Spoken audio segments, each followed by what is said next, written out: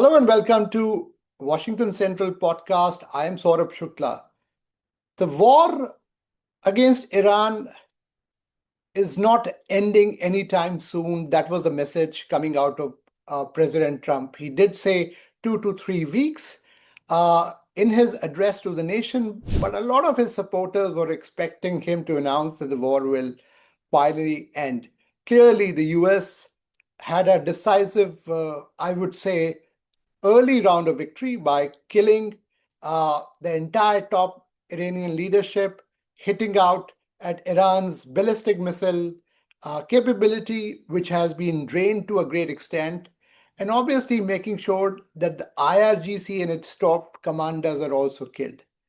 But how long will this war continue?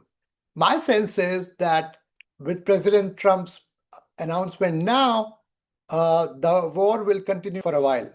Even though his closest supporters want this war to come to an end, because obviously there are domestic issues, because the US is facing a midterms in November, and clearly his supporters, his key advisors want him to focus on the domestic issues. He does not want the gas prices to go up, the stock market to crash the way it has been doing for a prolonged time. So my sense is that while it may not be immediate, he is given a time frame of 2 to 3 weeks, which means that this period will be surrounded by volatility. You will see some kind of ups and downs because on one hand, US will continue to mount strikes against Iranian targets.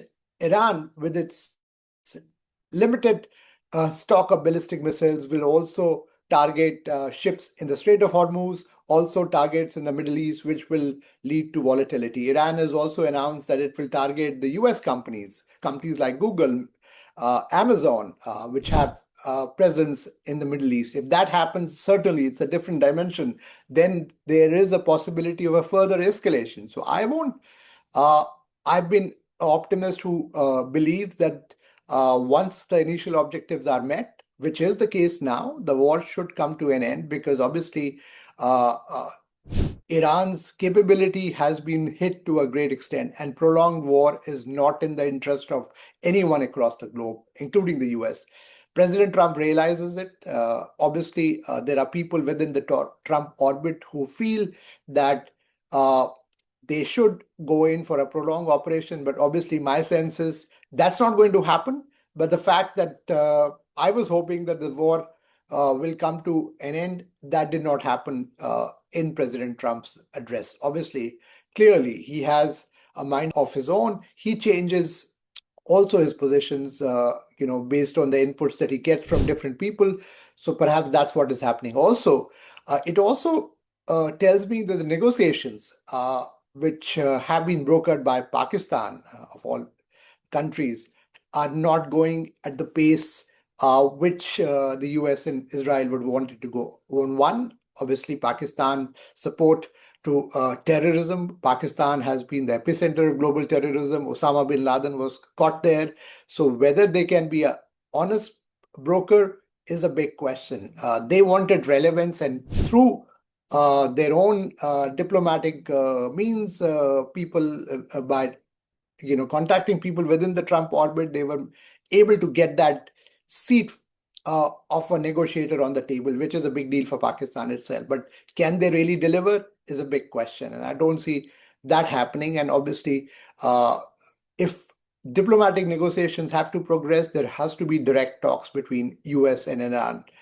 There is a section within Iran which wants these talks to go on because they also know that they are on a losing wicket. They don't see any win out of prolonged misery for Iran because obviously their military capabilities has been hit, their leadership has been hit, and obviously this war is going to have a heavy toll. What is China's role in all this? A lot of questions coming my way. My sense is that China quietly has been underwriting the war on the side of Iran, whether it's the intelligence targets or the drones, which are Chinese supplied, and also ballistic missiles. Some of the fuel that goes on these ballistic missile has been provided by the Chinese in many ways. So they have a vested interest in keeping US uh, on the edge by getting involved in the war, because they believe that if a big power like US is embroiled in wars like uh, Iran war, the Ukraine war, they get to do what they're trying to do, whether it's the AI leap or some of the other technological advancement that they want, that edge over the US. They continue to do that quietly while providing these, I would say, capabilities to Iran. So they obviously are playing a role.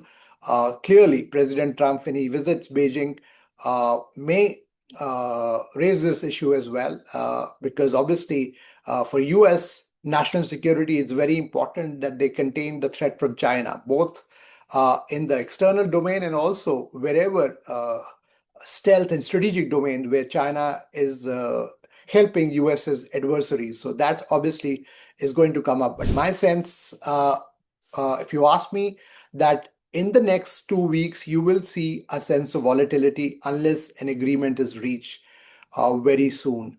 Uh, Obviously, in a situation like this, it's a strategic, evolving situation. I would say anything can happen, but it will be a stage of volatility. The global economy will take some time to bounce back. The oil prices will continue to rise.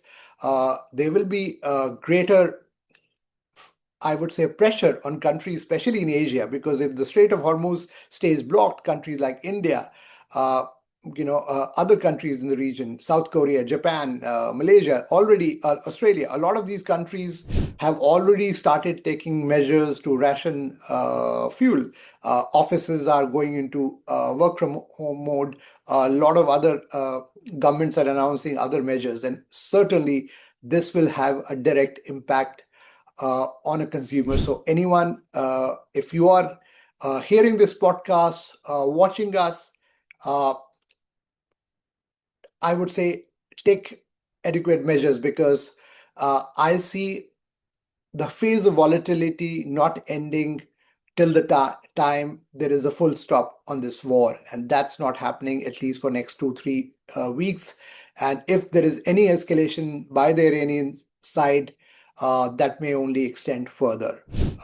Stay tuned to our continuing uh, coverage on this war. You can also go to our sister channel Newsmobile on www.newsmobile.in. Also, do share my podcast and on whatever platform that you are hearing it on or watching it on. Thanks for being with us.